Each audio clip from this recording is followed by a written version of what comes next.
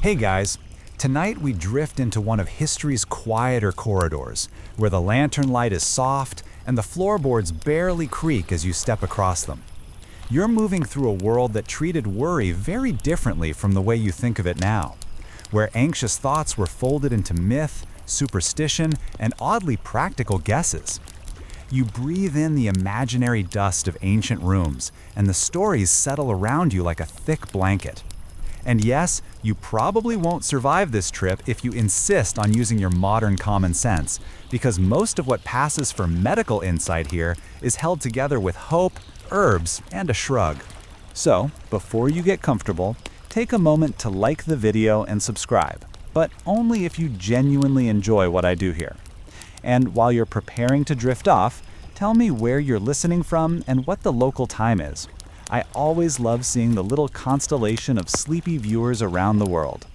Now, dim the lights, maybe turn on a fan for that soft background hum, and let's ease into tonight's journey together.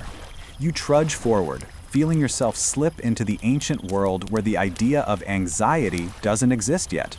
Instead, you get an assortment of poetic guesses, omens, energies, invisible forces tugging at the body the way wind pulls a curtain. In these early civilizations, especially across Mesopotamia, the Levant, and the Indus Valley, restlessness in a woman's heart is something troubling but familiar. It's recognized, whispered about, nodded at knowingly, but never given a clean, tidy name. You walk through a clay-walled courtyard, where a scribe, hunched over a tablet, is carefully pressing wedge-shaped marks into wet earth. He's writing down symptoms: heavy breathing, sleeplessness, sudden trembling. Not because he has a diagnosis, but because someone asked for help, and the culture has a habit of turning uncertainty into ritual. One mainstream historical fact drifts gently into your mind. Early Mesopotamian healers often believed emotional distress was caused by spirits or divine displeasure, leading to a mix of prayer, incense, and physical remedies. And as you lean closer to watch a healer burn resin, you catch that sweet, earthy aroma rising like a tiny plea toward the heavens. Somewhere behind the courtyard wall, a woman sits still while another woman ties a braided cord around her wrist, knotted in a pattern meant to anchor the wandering feelings. This little ritual isn't well documented, but fringe anthropologists suggest such protective knots may have been used as symbolic tethers for unruly emotions. Whether that's accurate or just a scholarly hunch, you sense how the gesture itself is meant to soothe, a reminder that someone is paying attention, that fear can be held even if not understood.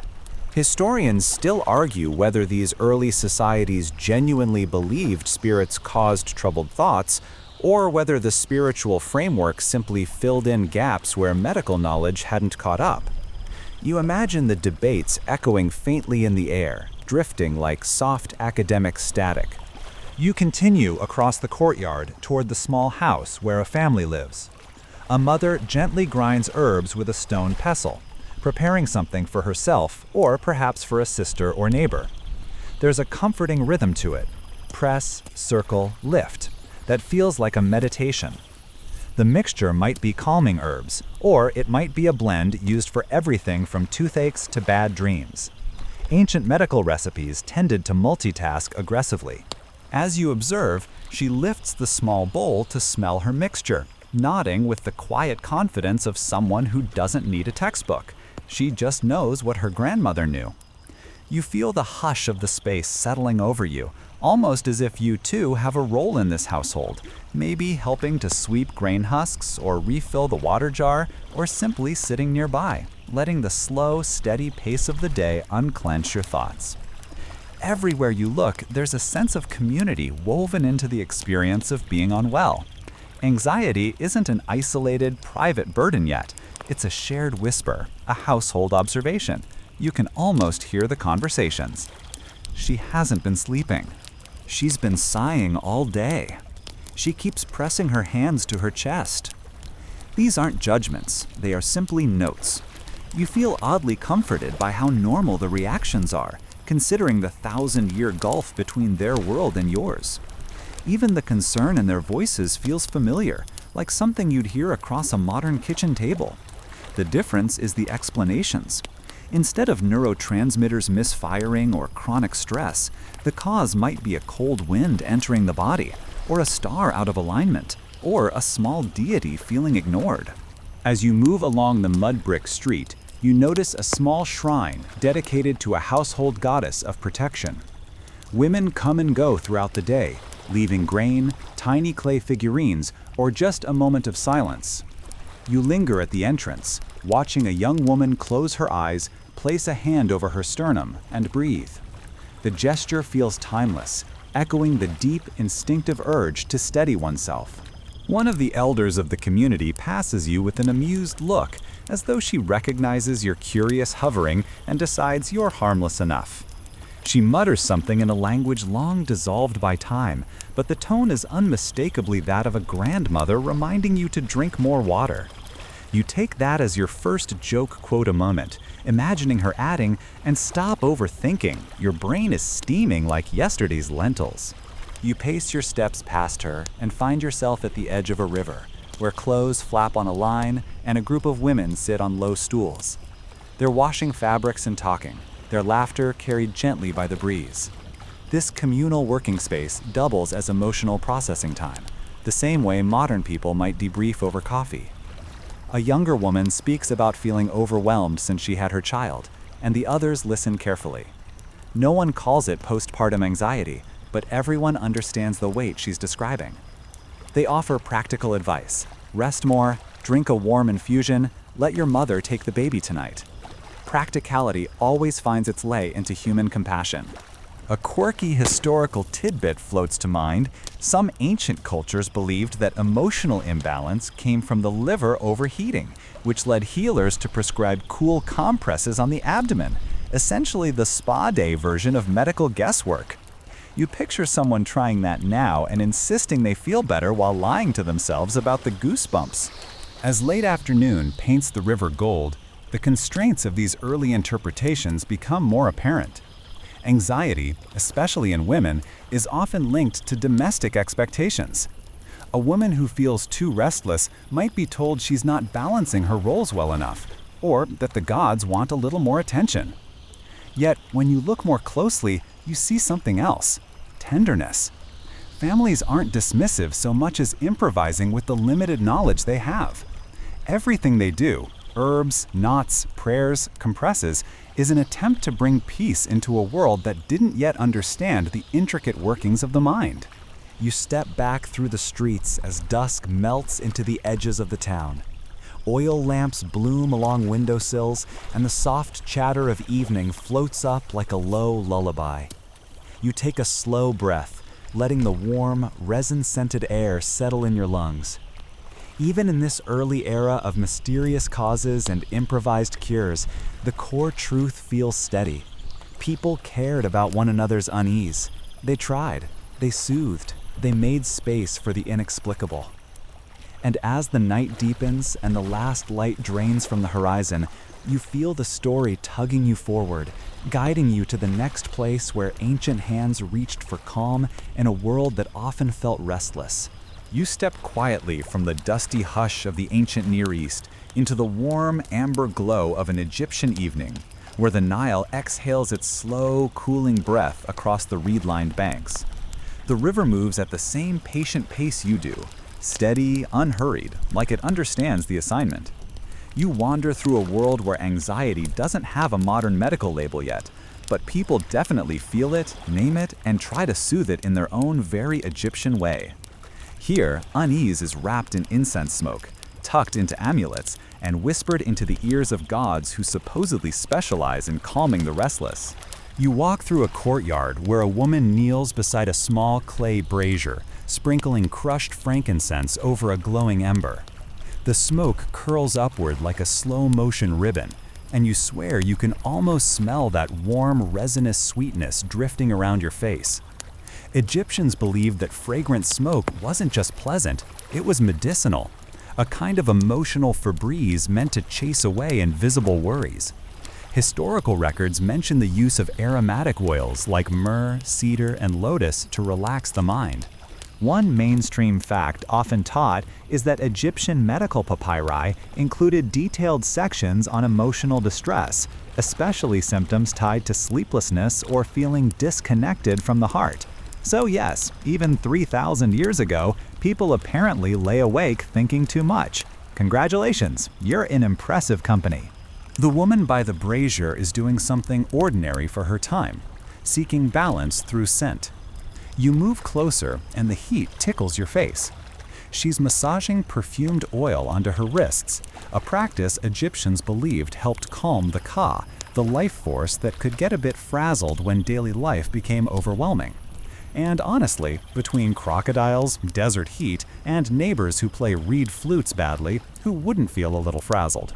As you continue walking, you pass a healer's household. It's not a grand temple clinic, more like a cozy living room filled with jars, bundles of dried herbs, rolls of linen, and one particularly judgmental cat. A healer, likely trained in a scribal lineage, is mixing a poultice while muttering tiny prayers. Egyptians rarely separated physical symptoms from spiritual ones. Anxiety was often seen as a tug of war between the body and the unseen forces swirling around it. A quirky tidbit historians love mentioning is that one early treatment for persistent emotional unrest involved burning pieces of tanned leather mixed with herbs so the patient could inhale the smoke. Supposedly, the combination frightened away the troubling force. Historians still argue whether this was more of a spiritual scare tactic or just someone inventing ancient aromatherapy while bored. You slip into the healer's workspace, where he's preparing a calming remedy. He crushes blue lotus petals, a plant associated with relaxation and mild euphoria, and mixes them with honey and beer. Egyptians adored beer, and not just for parties. It played a medicinal role in countless treatments. You hear the healer explaining softly to an anxious young woman that the gods placed special comfort inside the lotus, a gift to settle the mind when the world feels too loud. You're not drinking it, obviously, but the idea of a sweet, floral beer-infused anxiety smoothie is a choice. Still, you admire their commitment. A breeze pushes through the open window, carrying the earthy scent of the Nile mud. You follow it outside, where a small shrine to Hathor stands, goddess of music, joy, femininity, and overall good vibes. Egyptians often turn to her for emotional comfort. Women might wear her amulets, carve her symbols onto small wooden pieces, or place figurines beside their sleeping mats. Anxiety wasn't always viewed as a personal flaw, but as a sign that one's harmony with the gods and the household had slipped out of tune. So you see yourself standing in front of the shrine, gently touching the cool stone, imagining the way someone thousands of years ago might have closed their eyes and whispered a hope or two into the dusk. As you continue walking, a group of musicians approaches, harps, flutes, and a sistrum, a metal rattle sacred to Hathor. Music was one of the most common soothing tools in Egypt, used during rituals, festivals, and private healing sessions. The soft plucking of harp strings floats around you like ripples of moonlight. You can almost feel your modern shoulders dropping half an inch. Egyptians believed music could clear emotional blockages, calling it the physician of the heart. One light joke drifts through your mind. Somewhere in history, someone definitely pretended to have anxiety just to get out of chores and listen to music for an hour. You can't prove it, but come on, human nature is consistent. You wander farther, passing a mother grinding herbs while her daughter watches curiously. The mixture contains chamomile, mint, and juniper, plants Egyptians valued for calming the stomach and the spirit alike. Anxiety often shows up as a stomach ache, and they understood that. They may not have known words like serotonin, but they knew the feeling of lying awake, staring at the ceiling, hoping the world would soften. Their approach linked the whole body. Settle the belly, settle the mind. One mainstream historical fact you encounter as you stroll deeper into the village is the belief that the heart, not the brain, was the seat of thought, moods, and personality.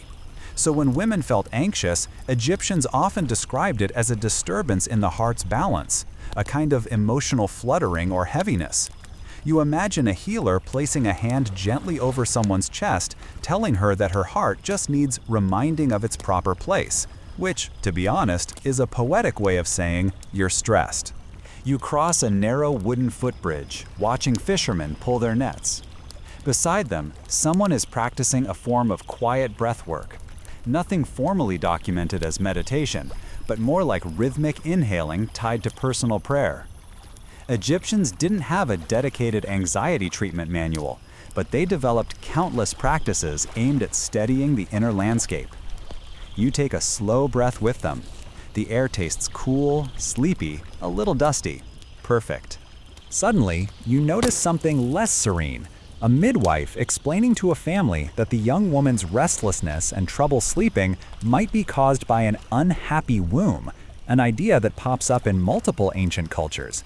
The Egyptians didn't frame it as dramatically as later Greeks would, but some texts vaguely link emotional distress to reproductive imbalance.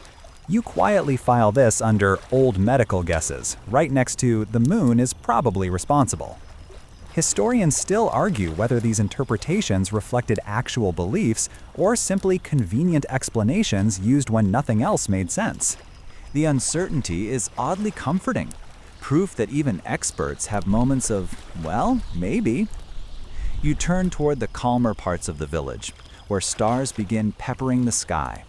Lanterns flicker in doorways. Women sit together weaving mats, chatting softly. Social support acted as an emotional buffer in ancient Egypt. Communal problem solving was common, especially among women. They shared remedies, advice, gossip, and theories on which god was most patient with late-night worry. You smile, imagining them as the prototype for modern support groups, except with more linen and fewer chairs. As you settle beside them, listening to their weaving rhythm, shuck, pull, fold, you notice how everyday life contained built-in moments of calm. The Nile's predictable cycles, the structured household routines, even the ubiquitous cats all contributed to a sense of emotional steadiness. Though not perfect, it painted a world where anxiety treatments were woven into daily rituals rather than rushed through. Another tiny joke slips into your mind. Somewhere in Egypt, a woman probably blamed her bad day on a misbehaving household god and then immediately felt better. Honestly, mood. You walk slowly along the riverbank one last time. The moon washes the water in silvery ribbons. The air hums with crickets. Beside the reeds, someone has placed a simple offering: a lotus, a bit of bread, and a flickering lamp. A small act of hope. An ancient version of lighting a candle when your mind won't settle. You step back, feeling the warm night settle around you. You've wandered through a world that approached anxiety with scents, music, ritual, herbs, breath, and community. A patchwork of care that feels surprisingly human. And as you drift forward into the next stretch of history, you carry the scent of lotus and smoke with you, like a soft reminder that people have been trying to calm their restless hearts for millennia. You ease forward from the quiet sands and incense-soft rooms of Egypt and step into the busier, louder, intellectually restless world of ancient Greece. The air feels drier here, sharper almost, as if your thoughts themselves get pulled into that familiar Greek habit of debating everything from the movements of the stars to the origin of a headache. And as you drift along these crowded stone streets, you notice something almost immediately. The Greeks have a way of taking whatever anxiety a woman might feel, unease, dread, exhaustion, restlessness, and slotting it neatly into philosophical categories, bodily fluids, or one of their endlessly layered myths. Nothing is ever just anxiety. It's always a piece of a bigger cosmological puzzle. You stroll past a cluster of men arguing under a portico. You don't understand every word, but you catch enough to sense that someone has brought up the humors again. The Greeks loved their humors, 4 bodily fluids that supposedly governed your entire personality and mood. Too much yellow bile and you were irritable, too much black bile and you were melancholy. And so, sliding effortlessly into this worldview, women's anxiety often got tucked into the idea of humoral imbalance. If a woman fretted too much, woke with a heavy chest, or felt her mind race like one of those famously fast Greek chariots, someone inevitably muttered about a surplus of black bile or a deficit of the warm, comforting blood that supposedly anchored the body. It sounds complicated, but you soon realize this was their version of trying to make sense of what we'd now recognize as an internal storm. One mainstream fact that slips naturally into your walk is this: Greek physicians genuinely believed that emotional states were directly caused by changes in those humors. This wasn't metaphorical. They treated it as physical reality. A shift in mood was the same as a shift in bodily fluid. It's oddly comforting in a way, as if your feelings could be measured like rainfall. But then, because this is Greece, you also find a more unusual tidbit floating through the air: the idea of the wandering womb. You've probably stumbled across memes joking about it, but the Greeks were genuinely invested in the thought that a woman's uterus could travel inside the body like a moody house cat looking for a more comfortable room. If a woman experienced anxiety, shortness of breath, or fainting spells, the explanation often trotted out was simple: the womb must be on the move again. You imagine it pacing around like a disgruntled tourist, muttering about bad accommodations and stale air. And while you might chuckle softly at the image, you also sense how real this explanation felt back then. Physicians described the womb as an independent creature, light, empty, easily irritated, always wanting moisture, always drifting upward if neglected. Women's anxiety? They'd say the womb had floated up near the ribs, pressing on everything it shouldn't. And the proposed solutions? Some involved fragrant fumigations beneath the body to lure the uterus back down, like coaxing a nervous rabbit with a treat. Whether it actually soothed anyone's anxiety is, well, historians still argue whether these treatments were sincerely believed or simply recycled traditions that people clung to because they had nothing better. As you continue down the narrow road, you feel a soft breeze coming off the Aegean, and it carries the comfortable chatter of the marketplace. You linger near a small group of women exchanging herbs and advice, the oldest form of healthcare. They speak in quiet tones about sleeplessness, breathlessness, and that fluttering feeling in the chest. Even though no one uses the modern word anxiety, you recognize the symptoms instantly. And you notice something that feels more grounded than the roaming womb theory. These women intuitively understand emotional strain as part of everyday life, caused by family conflict, community expectations, even the exhausting nature of keeping a household afloat. One young woman rubs her temples and describes how her thoughts spiral at night, how she lies awake hearing imaginations louder than the cicadas. You can almost see her shoulders tense with the familiar weight of a mind that won't stay still. The neighbor beside her presses a fragrant sprig of mint into her hand and suggests boiling it, mint for cooling the mind, as she says. It's a quiet moment of solidarity, far removed from the louder Greek philosophers insisting that everything must be categorized and theorized to the last detail. You drift away again, stepping toward the shimmering white columns of a small temple. Here you're reminded of how religion wound its way through Greek interpretations of distress. Anxiety could be a sign of divine displeasure or divine attention, depending on who you asked. Some women sought comfort by visiting temples of healing deities like Asclepius. They left offerings and slept overnight inside the sanctuary, an ancient form of therapeutic retreat. You imagine lying on a stone bench while the air cools, listening to the soft murmur of others seeking reassurance. Maybe the anxiety didn't vanish, but feeling watched over by a gentle god of healing had its own calming effect, like an ancient ASMR room with incense instead of whispering. Another small group of scholars sits scribbling notes on wax tablets. They murmur about how too much thought, yes, literal thinking, could overstimulate the body. The Greeks believed intellectual strain could dry out certain humors, leaving someone prone to fretfulness.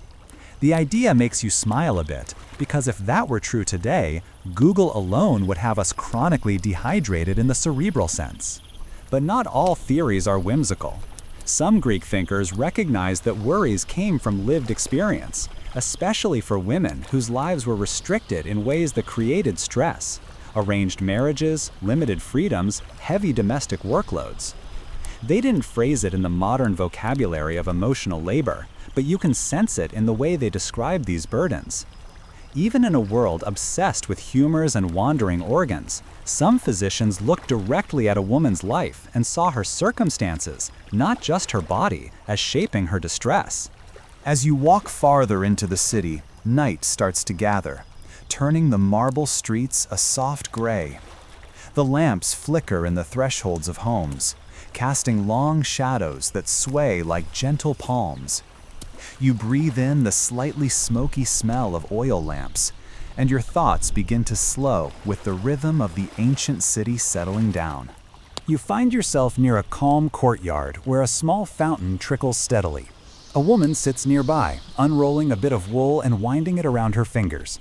Her face is serene, but her posture tells you she's familiar with the tension that coils inside the chest. You sit across from her for a moment in comfortable silence. You can almost hear her thinking. She is not a philosophical example nor a medical case study, just someone navigating the usual tides of human emotion.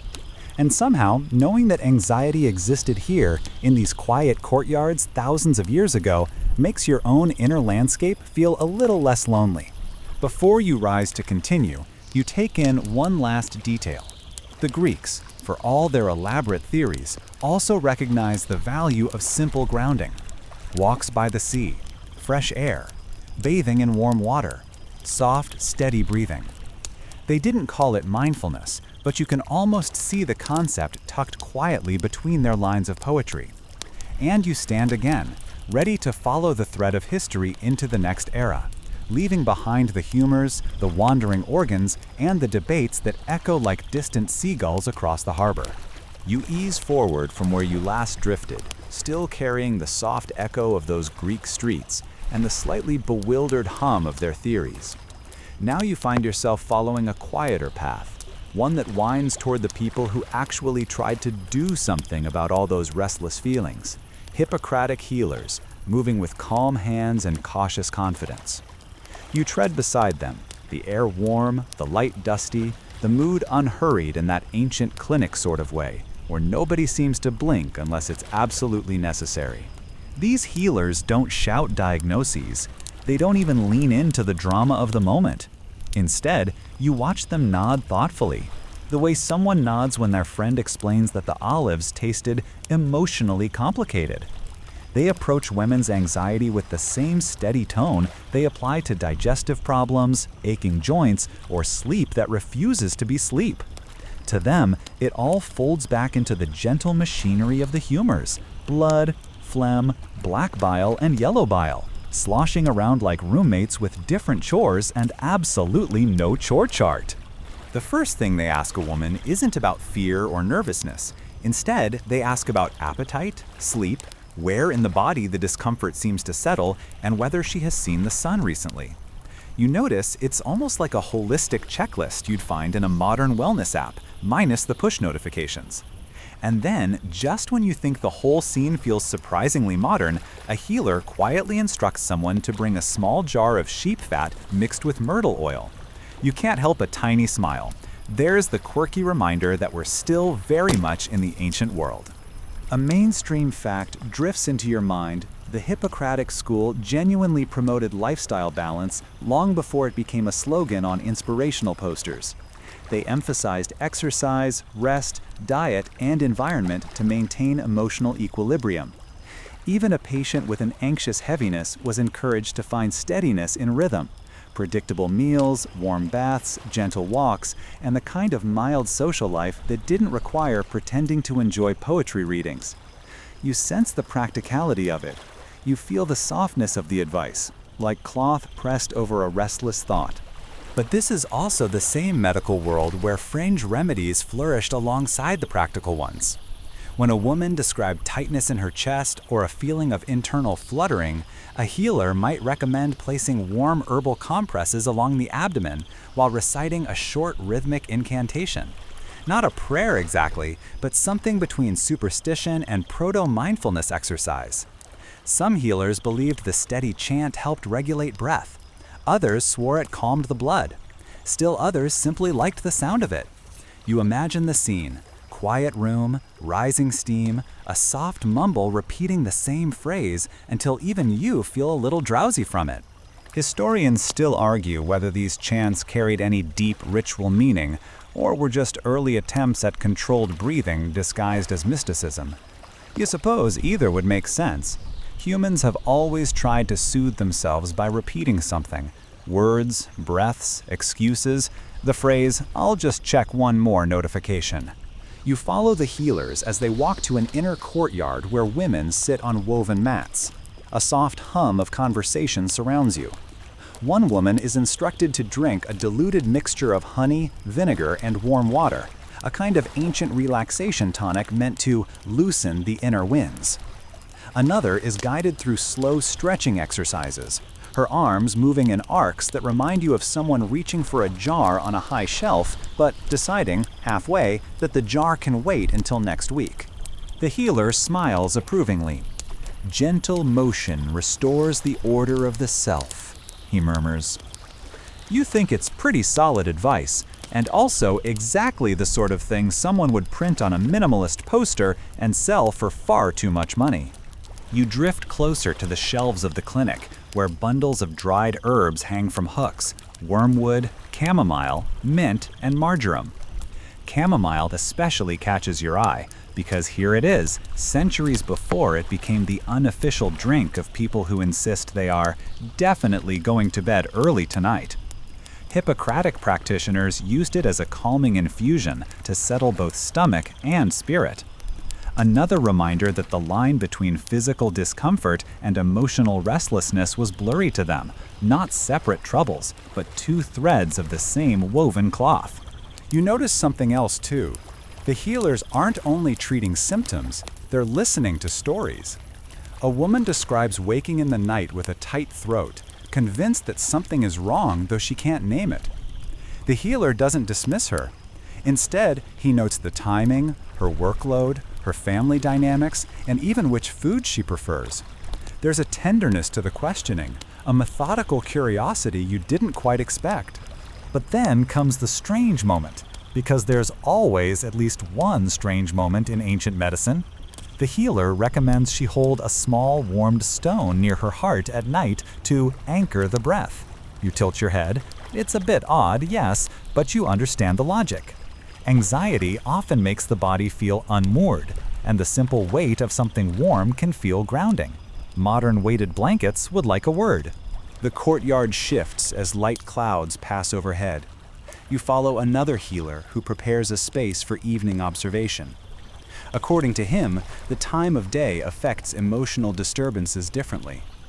Anxious energy that rises at dawn is treated with cooling drinks, while anxiety that heightens at night is soothed with warm broths and rhythmic tasks. He has a woman gently braid and unbraid strands of wool while he watches her breath. You almost laugh. It's the ancient version of a fidget toy. What matters, he murmurs, is restoring pattern. In the lulling quiet of that courtyard, you begin to feel how truly human these ancient concerns were. Women describing their hearts beating too fast, minds jumping too quickly, bodies buzzing with an unnamed tension. It's recognizably the same emotional landscape that exists now, maybe with different vocabulary, but the same terrain. You wander onward, and the day cools around you. A soft breeze brushes your shoulders, carrying the scent of mint and olive oil. One healer approaches a patient who has been evaluated multiple times, whose symptoms shift and blur. Her restlessness waxes and wanes with the seasons. The healer considers her thoughtfully. "This is not imbalance alone," he says quietly. "This is the weight of life pressing in different directions." You pause. That's remarkably insightful. And you get a sense of why Hippocratic medicine feels like a turning point, still deeply imperfect, still tangled in odd theories, but beginning to pay attention to emotional nuance. And then, of course, a bit of gentle absurdity returns. The healer hands her a small leather charm stitched with dill seeds. insisting she keep it near her while cooking. The seeds, he claims, will ward off night pressures. You smile softly. Part of you wonders if it simply gave her something to focus on, a tiny ritual of reassurance. Humans will accept any small comfort when nights feel heavy. As you follow the last rays of sun stretching across the floor, you can feel the sections slowly settling, much like the warm compresses they used to place along tense stomachs. The humors still swirl in their imaginary orbits. The herbs still rustle against the walls. The chants still echo in a corner of your mind, growing dimmer but steady. You carry forward the sense that, for all their quirks and missteps, these healers were trying, truly trying, to quiet the worries of the people who came to them. And now you continue on, the path ahead already softening, as the world transitions toward the Roman horizon.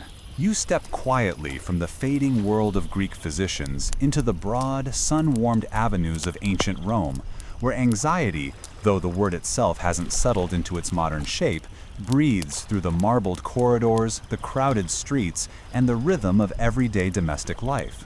You're not greeted with fanfare. You're simply another figure moving through the city's soft morning haze, passing bakeries puffing out warm air and fountains murmuring over stone basins. And as you wander deeper, you begin to notice something. The Romans don't talk about women's worry the same way the Greeks did. They approach it with their own blend of practicality, superstition, household expectation, and that signature Roman belief that almost everything can be solved with the correct combination of duty, structure, and maybe a minor offering to the right household god. You drift past a domus, its doorway open just enough that you catch a glimpse of life inside. A woman sits near the atrium pool, adjusting a necklace that is slid off center. Her hands are moving a bit too quickly, fussing, straightening, smoothing more than necessary. She's not in distress, just wound tight, the way you might feel after a coworker emails, "We need to talk at 4:59 p.m." Romans might not call this anxiety exactly, but they do notice when a woman is agitated in spirit, which was one of their gentler phrases. And of course, they'd attribute this sudden unease to anything from disrupted household rhythms, an unfavorable omen, or maybe a minor offense to a family ancestor. Historians still argue whether these interpretations truly reflected emotional life or were simply convenient social scripts, but the effect is the same. Women's tension is observed, named, and given a place in the domestic ecosystem. As you keep wandering, the Roman emphasis on routine begins to stand out. Their society is built like a layered brick wall. Everything has a place, a purpose, a schedule. Women, especially those running households, are expected to maintain this structure, from tracking food stores to supervising slaves to managing the perpetual flow of laundry, lamp oil, and visits from neighbors who just happened to be walking by. It's no surprise the pressure sometimes caught up with them. If you've ever tried to make sure everyone in your home is fed, clothed, and moderately sane, you already know the vibe. And unlike Greek medical theorists who loved their four humors, Roman thinkers interpret emotional disturbance through a more practical lens. A restless woman might simply be overworked, undersupported, or spiritually unsettled. You pause at a small shrine nestled at a street corner. Someone has left a handful of olives and a tiny clay figure there. These shrines, dedicated to Laurus or other household gods, play a role in easing mental strain. Romans genuinely believed these divine helpers watched over the family, soothed tension, and kept misfortune from approaching the threshold. So if a woman felt anxious, one of the first steps might be to offer a small token at a household altar. A quiet moment of prayer, a flicker of lamp flame, a whispered request for calm. This wasn't just religion, it was a built-in daily grounding ritual. Honestly, it's not much different from lighting a candle today and pretending you're about to fix your entire life with lavender aroma. And the quirky tidbit here? Some families kept tiny protective amulets shaped like phalluses to ward off bad vibes. Yes, Roman anxiety solutions sometimes included pocket-sized good luck penises. You can't say they lacked creativity. But spiritual comforts weren't the only tools. Roman women also leaned on herbal remedies carried through generations. You duck into a shaded stall where a vendor is pushing bundles of chamomile, mint, and a fragrant herb called rue. Roman texts mention rue repeatedly as a calming and protective plant. A woman feeling unsettled might brew it into tea or wear a sachet near her chest. Whether it helped physiologically or simply gave a sense of control doesn't matter. The ritual itself offered comfort. Historians still argue whether these remedies had recognized medicinal effects or were used mostly symbolically. But the fact remains, Romans truly believed plants could soothe the mind. As you slip farther into the crowded marketplace, you overhear quiet gossip. A matron whose anxiety took the form of sleepless nights. In Rome, insomnia wasn't treated as an abstract mental issue, it was considered a symptom of disrupted inner balance. Women struggling to sleep might be advised to take warm baths, drink diluted wine, or rest in a quiet courtyard. Because Romans, in their love of baths, essentially invented the ancient version to self-care. You can't deny the appeal. A steam-filled room, warm stone benches, that echoing drip of water. Basically the soundscape of a spa playlist. Even you feel a little calmer imagining it. Then there's the matter of social expectations. Roman women were expected to embody calm stability, especially within the home. A woman who worried too openly risked being labeled unstable, dramatic, or weak of constitution. These labels weren't medical diagnoses, they were social judgments. And yet, ironically, the same society that discouraged emotional openness also acknowledged feminine fragility as a natural condition. It's like the ancient version of "why are you emotional?" followed immediately by "but also women are just emotional," a contradiction perfected long before modern memes. You wander toward a physician's office, really just a room with shelves of scrolls, jars of herbs, and a very stressed-looking doctor. Roman physicians often blended Greek theory with Roman practicality. If a woman complained of persistent worry, a doctor might prescribe rest, cooling foods, or gentle massage. Some even recommended music therapy, believing flute melodies could soothe the mind. And honestly, that tracks. Soft music always works, unless your neighbor decides to practice trumpet at midnight. One mainstream historical fact stands quietly among these details.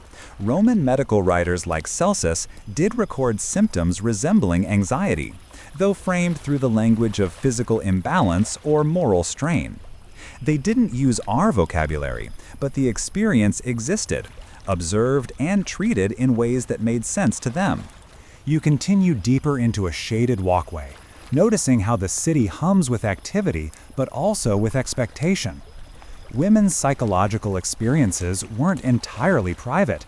They were woven into the household's reputation. If a woman seemed too restless or distressed, family members worried not just about her well-being, but also how it might reflect on the household's spiritual or social harmony. It's the ancient version of "what will the neighbors think?" magnified by communal living and ever-watchful family gods. Still, despite the pressure, Roman society did offer small pockets of relief. Women gathered at baths, at shrines, in kitchens, and in shared courtyards, trading stories, advice, and quiet companionship. These spaces helped ease the emotional burden, acting as early support networks long before therapists, group chats, or text me when you get home friendships. As your steps carry you toward the city's edge, Rome stretches behind you in warm afternoon gold. You sense how complicated, layered, and human the experience of women's anxiety was here, not defined by a single theory, but filtered through religion, routine, household duties, herbal remedies, and the perpetual Roman need for order. And little by little, you drift forward, ready for the next stretch of the story. You ease forward into the medieval world as though drifting through a doorway softened by candlelight, the air warm with the scent of beeswax and old stone. You move quietly along the edge of a cloister garden where herbs grow in symmetrical rows: sage, lavender, rue. Little pockets of calm in a time that rarely felt calm at all. And here, as you step through the dim corridors of medieval life, you start to sense how people of this age tried to understand what we'd now call anxiety. They didn't have the vocabulary for panic or the clinical terms for chronic worry. They had words like melancholy, heaviness, vapors, and spiritual strain. And you, drifting through their world with your sleepy narrator energy, get to see how those ideas shaped the experiences of women whose inner lives often went unspoken. You pause near an open archway where monks copy manuscripts, their quills scratching with rhythmic precision. The medieval world adored order, God's order, nature's order, social order, and anything that broke that order tended to get labeled as a disturbance. So when a woman felt a persistent tightness in her chest, or her thoughts fluttered like frightened birds, the explanation usually wrapped itself in spiritual language. Mainstream medieval thinkers believed emotions were deeply tied to the soul. If you felt weighed down, it wasn't just a bad week, it was a ripple in your spiritual harmony. A respected medieval medical text even described melancholy as a state where the soul sinks like a stone into still water. It's not exactly a soothing metaphor, but points for poetic effort. Historians still argue whether medieval people genuinely saw all emotional distress as spiritual, or whether this was just the easiest framework to communicate something more complex. But either way, the result was the same. When women felt anxious, the most socially acceptable explanation was that the soul needed rebalancing. And most of the rebalancing tools came not from physicians, who were often rare, expensive, or uninterested in treating women unless something seemed dramatically physical, but from monasteries, local healers, and an entire web of communal wisdom. You wander deeper into a church, its nave echoing faintly under your footsteps. Clergy often recommended spiritual practices as treatment. Not necessarily dramatic exorcisms, though those did get tossed around in the more sensational stories, but quiet disciplines, fasting, prayer, confession, and contemplation. Basically, medieval self-help guides all started with, "Have you tried praying about it?" You can almost picture a monk gently suggesting it with the same tone a modern person might use when recommending green tea or deleting Instagram for a week. But beyond these formal spaces, there were also the entirely unofficial networks of women supporting women. Picture a small thatched cottage at the edge of a village. Inside, you find an older woman stirring something in a clay pot over a low fire. She's the local wise woman, not a midwife exactly, not a priestess, not a doctor, but a bit of all three. If someone couldn't sleep, if their heartbeat thumped too fast, if they felt a formless dread pressing on the edges of their days, she might prepare a warm infusion of valerian or chamomile. Medieval herbal lore was surprisingly practical. Valerian really does have a sedative effect, and chamomile still fills grocery store shelves for a reason. So while the monks offered prayers, the village healer offered plants, and sometimes a whispered charm for good measure, because why not double your chances? You sit by her hearth for a moment, listening to her mutter a phrase about protection or calm. These charms weren't seen as sinister then. They were part of everyday life. People didn't have the same category barriers between medicine, spirituality, and superstition. If it soothed you, it counted. And when you think about it, the line between a whispered medieval charm and a modern guided meditation is a little fuzzier than we might pretend. Both involve words, slow breath, and reassurance. Also, both occasionally include advice that sounds obvious but still feels emotionally supportive, like release what no longer serves you, or the medieval equivalent, let anxious spirits pass like smoke.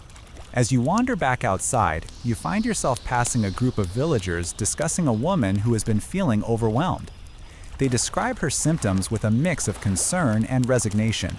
She's been quiet lately, not eating much, having trouble sleeping, pacing at night. Nobody calls it anxiety. Instead, you hear phrases like wind in the head, restless humors, or a shadow upon her spirit. These weren't intended as insults. They were attempts to name a thing that frightened people because it was invisible. Medieval life offered clear explanations for fevers or broken bones, But emotional pain? That was trickier. And trickiness often got wrapped in metaphor. Here's a quirky tidbit that may surprise you. Some medieval medical texts suggested that anxiety-like symptoms could be caused by too much studying. Yes, overthinking was officially on the danger list. Scholars were warned that their brains might overheat, leading to melancholy. You take a moment to imagine a medieval university handing out pamphlets saying, "Please study responsibly," and you'll let yourself smile. Joke 1 for this 1,000-word stretch, 2 more to go. You drift from the village toward a small monastery infirmary where a monk named Bernard, let's pretend that's his name, because statistically, 1 in every 3 monks seem to be named Bernard, prepares a calming draft. He mixes honey, warm milk, and a pinch of crushed poppy seeds.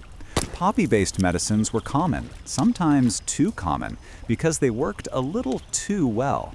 Bernard doesn't know he's using a mild narcotic. He just knows women relax after drinking it, sleep more deeply, and wake with less tension. You watch him pour it into a wooden cup, his expression one of gentle concentration. To him, he's soothing a troubled soul. In reality, he's performing one of the earliest proto-pharmacological interventions, accidentally. Joke 2, accidental monks are comedy bold. Nearby, one of the manuscripts he keeps on the shelf suggests that lunar cycles can influence moods, especially for women. This wasn't meant to be dismissive. Medieval thinkers genuinely believed everything was connected: celestial bodies, human fluids, personality temperaments. And in fairness, historians still argue whether medieval people took this absolutely literally, or if they were using the moon as a convenient metaphor for cyclical patterns they observed. Even the skeptics of that era couldn't fully escape the cosmic language of their time. You continue past the monastery garden and wander into the countryside, where a mother and daughter gather herbs at dusk. The mother plucks lemon balm and says it's for joy, a phrase that feels unexpectedly tender. Lemon balm actually does have mild mood-lifting properties, which makes you wonder how many other remedies were tiny scientific truths wrapped in folklore. The daughter asks shyly what helps when your chest feels tight. The mother hesitates, then answers in the simplest, most universal way. Spend time near warmth, take broth, talk to someone kind, and rest when your mind feels too loud. Advice that transcends centuries. There's joke 3.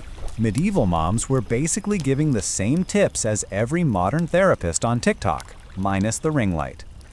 The scene softens as a fog settles over the fields, and you sense how people in this era tried to handle fear and worry without the words we now use. They didn't always succeed. Many women slipped through the cracks, their anxiety dismissed or moralized. But they also experienced moments of unexpected gentleness, herbal tonics, whispered reassurances, quiet prayers, cups of warm milk on cold nights. As you step away from this medieval world, you carry with you a sense of its contradictions. Anxiety was sometimes misunderstood, sometimes spiritualized, sometimes soothed beautifully, and sometimes made worse by the very treatments intended to help. And yet, in its patchwork of remedies, from monk's brews to village charms, you sense humanity reaching, however imperfectly, toward comfort. You keep moving forward, letting the dim candlelight fade as you approach the next stage of history, where herbs, prayers, and cosmic metaphors begin blending into something new. You make your way along a narrow footpath that winds between hedges, the scent of crushed mint drifting up under your steps, as if the earth itself is politely offering you a cup of tea. You're moving through a small medieval village now. Nothing grand, no towering castle, no monks in heavy robes, just the everyday world, where people lived, worked, worried, and tried to soothe those worries with whatever knowledge they could gather. And here, tucked behind a cottage with a thatched roof that looks like it's been brushed by a sleepy giant, you find the little universe of herbal lore and village healers. This is where anxiety, though they didn't use that word, was treated with hands-on practicality, a bit of superstition, and sometimes a healthy dose of wishful thinking. You pause by a garden patch growing in a crooked pattern, a perfect metaphor for the life advice the healer inside will probably give you. Nothing is symmetrical, everything is improvised, and the lavender is doing its best despite the chickens that keep stepping on it. You can almost hear the gentle sarcasm in your own thoughts as you imagine the medieval version of a self-help podcast. Welcome back to Herbs and Mild Panic. Today, we're brewing a tea that tastes like regret but works like magic. Inside the cottage, you step into dim light and the warm smell of dried flowers hanging from the beams. The healer, usually a woman in these rural communities, moves with slow intention, her hands stained with plant oils, her voice soft without trying. She doesn't ask you about symptoms, at least not in the medical sense. She asks how long the heaviness has sat in your chest, whether you sleep, whether your thoughts race like startled horses, and whether something has been nibbling at your spirit the way mice nibble at grain bags. It's not clinical, but it's certainly caring, and you can feel the difference instantly. A mainstream fact drifts through your mind. In medieval Europe, women often held and passed down the vast majority of practical herbal knowledge. They weren't formally trained, but they learned remedies through observation, apprenticeship, and long family memory. Wives, mothers, widows, and midwives blended this knowledge into community life, offering comfort where official medicine rarely reached. They understood the calming effect of herbs, the grounding power of gentle rituals, and the relief that comes from simply being listened to. And honestly, that last part alone might already be reducing your pulse a little. Still, as you watch her work, the quirkier side of history shows itself too. She crushes a sprig of lemon balm between her fingers, the scent popping alive like sunshine in a bottle, and murmurs a charm under her breath. It's not dramatic, more like whispered encouragement to the plant itself. In some villages, healers believed herbs responded better to kindness or specific ritual phrases. You imagine trying that at a modern grocery store, whispering to your chamomile tea bags like a plant therapist. Probably not recommended, but historians note these rituals gave people structure and reassurance in a world that didn't always provide either. She hands you a steaming cup of something pale and fragrant, and as you sip, warmth spreads through you with a softness you didn't know you needed. The taste is gentle but present, like someone humming quietly in the next room. This is where you learn another grounded truth. Many medieval calming herbs, chamomile, lavender, valerian, lemon balm, are still recognized today for their mild anxiolytic properties. So yes, you're drinking something with actual effects, not just vibes. Though the vibes help. And yet, historians still argue whether these herbal practices were mainly medicinal or mainly cultural, whether the true healing came from the plants, the placebo, or the communal belief that something nurturing was happening. You tilt your head at that, letting the steam brush your face. Honestly, it was probably all three. Humans rarely heal from one force alone.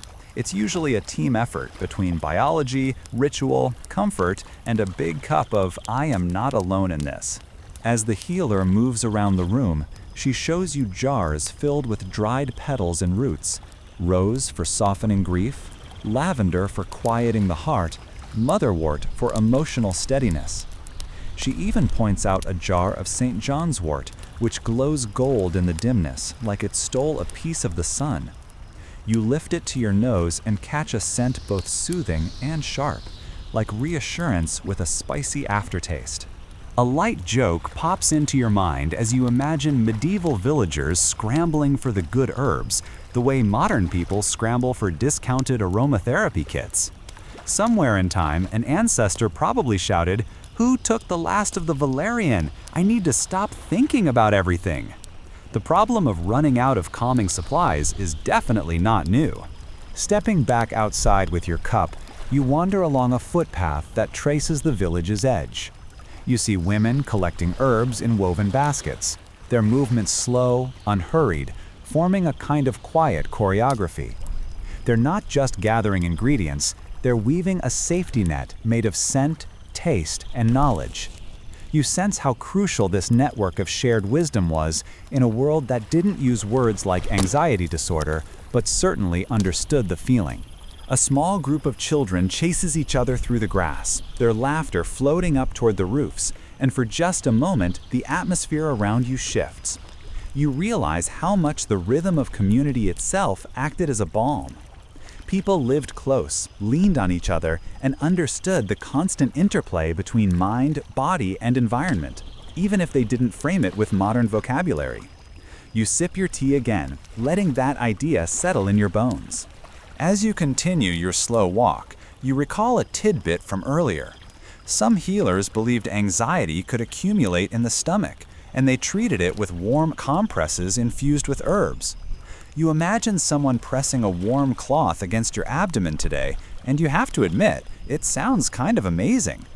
Sure, medieval medicine often missed the mark by a wide mile, but sometimes they stumbled into genuine comfort through sheer human empathy. Your thoughts drift to a small stream just outside the village where women rinse herbs, their hands sinking into cold water that sparkles like tiny mirrors. The air smells like damp earth and sun-warmed leaves. The healer tells you that certain plants must be gathered at dawn when the dew is still on them, because the morning air holds the world's quiet. You have to grin. Sure, it sounds poetic, but there's also something deeply true about the serenity of early light. Besides, it's a lot easier to believe the world's quiet is collectible than to admit you just prefer the cooler temperatures. Another joke nudges in: if anyone tried to gather herbs at dawn in your modern life, you'd probably still be in bed thinking about hitting the snooze button for the 7th time. But in this village, waking early feels like part of the ritual, part of the natural rhythm that makes the mind feel less scrambled. You notice that no one here talks about anxiety as a personal failing. They talk about it like weather, sometimes heavy, sometimes passing, sometimes in need of shelter. That perspective alone could probably reduce a few modern therapy bills. As twilight begins to stretch across the village, soft and slow, you feel the effects of your herbal tea settling into your limbs. You don't feel cured, but you feel steadier, like someone has placed warm hands on your shoulders and whispered, "You're allowed to rest now." And in this moment, wandering through the quiet lanes of herbal knowledge and communal care, you understand why these remedies endured for centuries. Not because they were perfect, but because they made people feel seen, soothed, and supported. And sometimes, that's the real medicine. You ease forward, slipping out of the herbal-scented cottages and into the cool, crisp air of the early Renaissance. This moment when Europe starts shaking off the dust of the medieval world and stretching into something brighter, but also tenser. You can almost feel it in your shoulders as you walk. The swirl of curiosity, the hum of new questions, and the slightly chaotic energy that comes whenever people think they're discovering everything for the first time. And right there in the middle of all that excitement sits a familiar puzzle: how to understand women's anxiety, how to label it, and how to soothe it without accidentally making things worse. They will, occasionally, make things worse. Not dramatically worse, but Renaissance-level worse, which often translates to extra rules, extra theories, and an unusually enthusiastic number of physicians holding clipboards carved out of wood. You sift through this era as if wandering a narrow stone street in Florence. Candles flicker from shop windows, and in one physician study you see the newest prized object, a freshly printed medical book. That's your first mainstream historical fact here. Printing presses radically changed who could read medical ideas and how fast those ideas spread. No more waiting 50 years for a monk to hand copy a treatise on the spleen. Now physicians could share theories across cities, which meant older beliefs about women's emotions were suddenly being challenged, compared, and occasionally contradicted in the margins with a frustrated quill jab. Of course, many Renaissance thinkers still clung to the classical humoral system with the kind of devotion usually reserved for favorite slippers.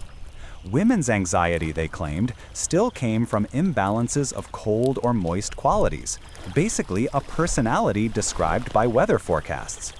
You walk past a physician explaining to a nervous apprentice that a woman's restlessness might come from excess coldness of the womb, as though the womb is secretly running a seasonal sale on frosty breezes. Historians still argue whether these physicians actually believed this explanation or simply repeated it because it appeared in every respected text of the time. What changes in this era isn't the core explanation, but the setting. The Renaissance has this electric belief that the body is a work of art. Sculptures, anatomical sketches, detailed dissections, all these artistic breakthroughs spill into medical thinking. Suddenly, anxiety is not only a moral, spiritual, or humoral issue, it becomes something that may be mapped on paper. You find yourself leaning over an early anatomical drawing where nerves curl like delicate vines. The artist likely intended it to look serious and scientific. Instead, it resembles a stressed-out houseplant. That's your quirky tidbit for the section. Some early Renaissance anatomical sketches show nerves and organs drawn in ways that would probably make modern doctors wince and whisper, "That's not where that goes." Still, people were trying. You continue through a quiet apothecary where shelves brim with herbs, dried blossoms, and increasingly exotic ingredients arriving from new trade routes. Renaissance Europe was suddenly obsessed with exotic cures, convinced that something shipped across an ocean must be more powerful than anything growing in a backyard. You watch as a woman is advised to drink crushed pearls mixed with warm wine to ease her nerves. It's expensive, impractical, and gross, but incredibly fashionable. You imagine today's wellness influencers seeing it and thinking, honestly, I could sell that. But beneath all the glitter and newness, the old anxieties stayed.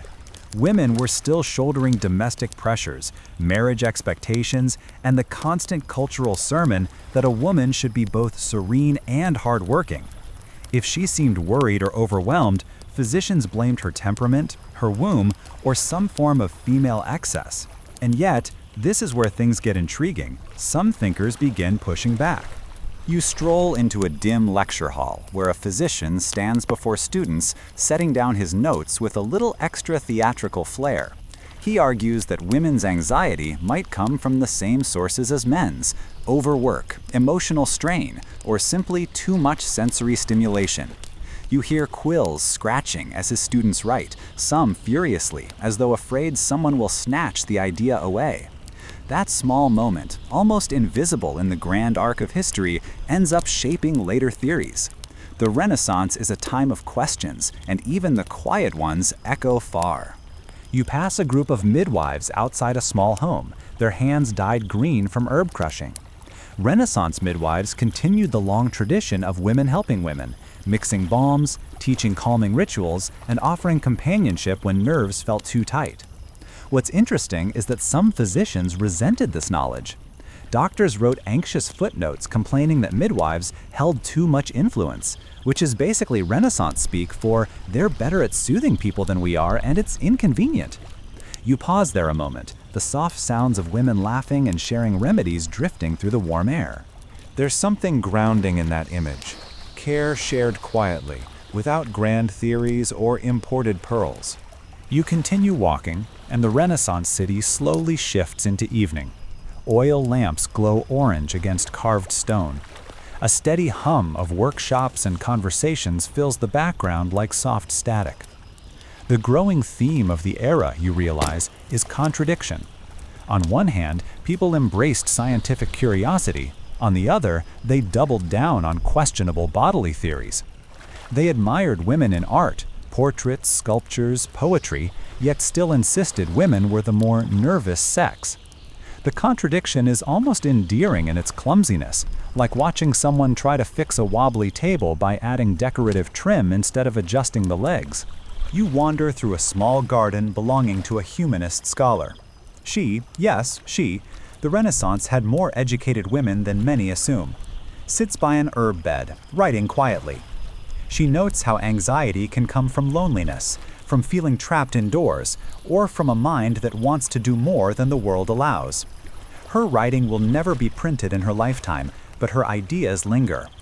You trace your fingers along her notebook and imagine the countless unnamed women who recognized their own experiences long before medical texts did.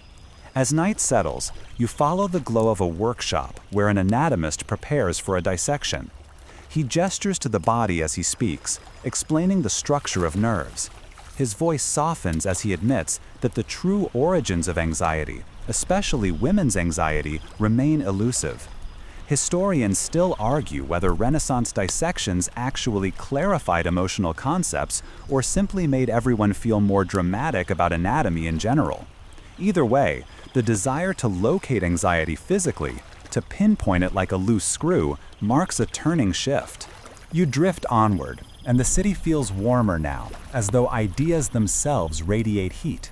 You pass a small group of scholars debating whether reading too many books could strain a woman's nerves. One insists that too much thinking would overheat the imagination.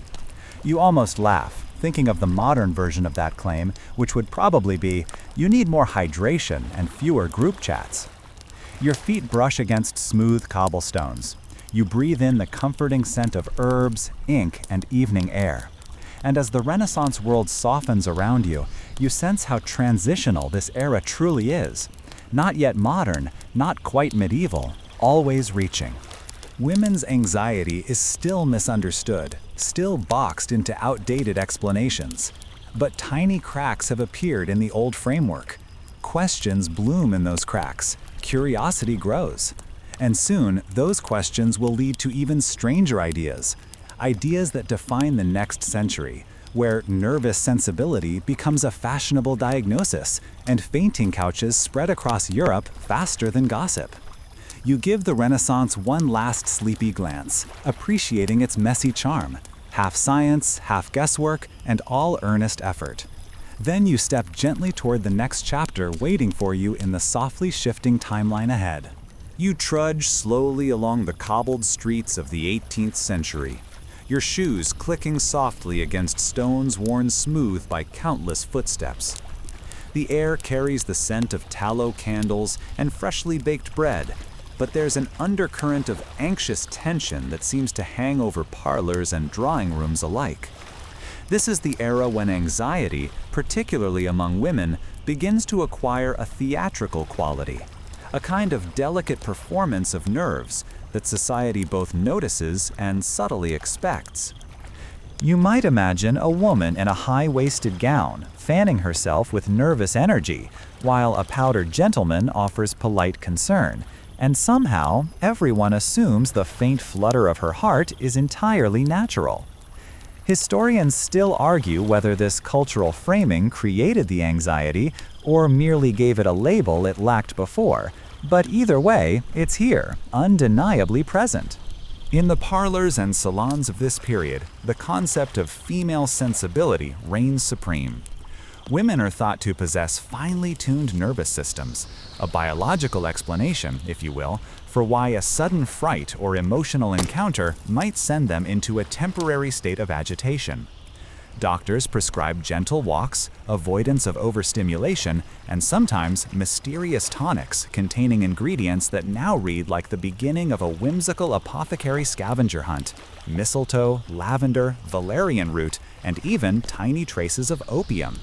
You can almost hear the quiet clink of bottles as a housemaid carefully arranges the remedies on a silver tray, while the anxious lady of the house lifts each with a mixture of hope and resigned skepticism. You notice that remedies aren't limited to potions. Literature plays a subtle but insistent role in calming or sometimes intensifying anxious feelings. Novels laden with emotion, poetry that celebrates sensitivity, and conduct books that preach the virtues of gentle comportment all intermingle to shape both the perception and performance of anxiety. The idea is that the more refined a woman's nerves, the more she is capable of appreciating beauty, sentiment, and moral nuance. A notion that, in hindsight, seems equal parts flattering and exhausting.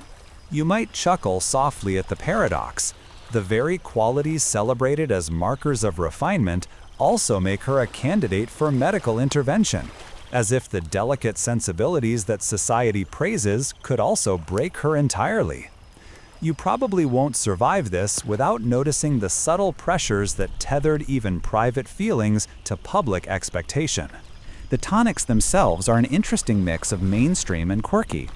Chamomile tea, for instance, is widely recommended for its calming properties, an herbal nod to nature's gentle influence on the mind. But alongside this, you might encounter more peculiar advice. bathing in water infused with crushed pearls, or wearing amulets of carnelian stone, thought to absorb restless energy. Scholars still debate whether these practices were genuinely therapeutic or primarily symbolic, a comforting ritual that allowed women a sense of control over their own uneasy bodies. In your imagination, you can see the quiet morning routine. A woman sinking into a steaming bath while lavender smoke curls lazily from a nearby incense burner. Her anxiety softened not by the water alone, but by the deliberate act of self-care and attention. You begin to notice the social dimension as well. Anxiety in this context is rarely just a private matter. It is observed, commented upon, and subtly policed. Family members may express concern, neighbors might gossip, and physicians, who increasingly specialize in delicate nerves, offer advice that balances medical theory with social expectation. A particularly interesting, if somewhat unsettling tidbit is the recommendation that women avoid excessive excitement, whether that's through vigorous exercise, intense conversation, or even too much reading. You can almost hear a faint sigh escape the lips of the era's anxious women. Not too much living, please, or we might collapse from sensibility. Historians still argue whether this restriction amplified women's sense of anxiety or merely reflected the societal desire to contain and control feminine energy. Diet also comes into play in surprising ways. Foods considered stimulating, spicy sauces, coffee, and chocolate, are viewed as potentially aggravating to the delicate nervous system, while bland, mild diets are recommended.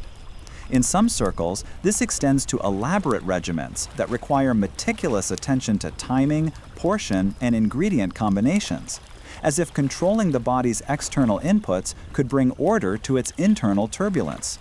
You might imagine a well-meaning cook carefully arranging bowls of soft puddings and gentle broths, while the lady of the house samples each bite with a wary curiosity, hoping for that elusive sense of inner calm. Yet even amidst these structured interventions, moments of quirky, almost whimsical practices emerge.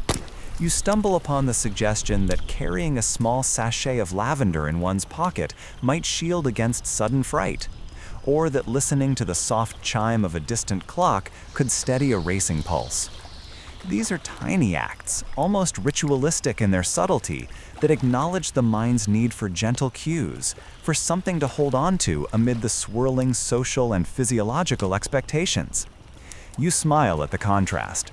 Elaborate gowns and powdered wigs, yet an anxious mind soothed by the faint scent of lavender, a ritual as delicate as the nerves it aims to calm. The salon conversations themselves serve as a curious intervention. In spaces where literature, philosophy, and polite debate intermingle, women are encouraged to discuss feelings of unrest with peers who understand the nuance of heightened sensibility. Here, the social fabric itself becomes a balm, a shared acknowledgement that the fluttering heart and restless mind are not failings but features of a finely tuned system. You might think of these discussions as early forms of therapy, subtle and understated, relying on empathy, attentiveness, and the calming cadence of communal reassurance. Of course, not everything is soft candlelight and soothing chatter. Some critics of the era's emphasis on delicate nerves viewed these prescriptions as patronizing or even harmful. Over-medicalization, social restriction, and the pressure to maintain an idealized fragile persona could exacerbate the very anxiety they sought to treat. Scholars still debate the extent to which this period's framing of female nerves was liberating or constraining. In walking these streets of history, you feel the tension between care and control, between the soothing hand of society and the invisible tether of expectation. As the day draws to a close, you can imagine the quiet evening rituals: a slow walk through lamp-lit gardens, a cup of warm herbal infusion, and the gentle embrace of music or poetry designed to soothe the mind's restless currents. Even in the midst of theatricalized nerves and powdered salons, there exists a sincere attempt to honor and alleviate female anxiety, an acknowledgement that the mind, though delicate, deserves attention and gentleness. You probably won't survive this without a small, ironic appreciation for the meticulous care wrapped up in corsets, tonics, and the lingering scent of lavender.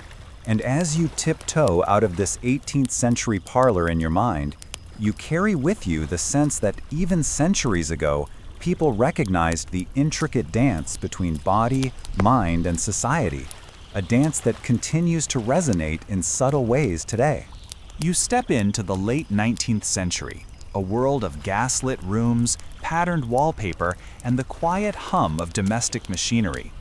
The pace of life seems both slower and oddly more constrained than the salons of the previous century, as if society has codified a new kind of anxious etiquette. Women's rest, or at least the management of their anxiety, has become a formalized endeavor, one wrapped in white linens, strict schedules, and the gentle, persistent admonishments of physicians who swear by their carefully constructed rest cures.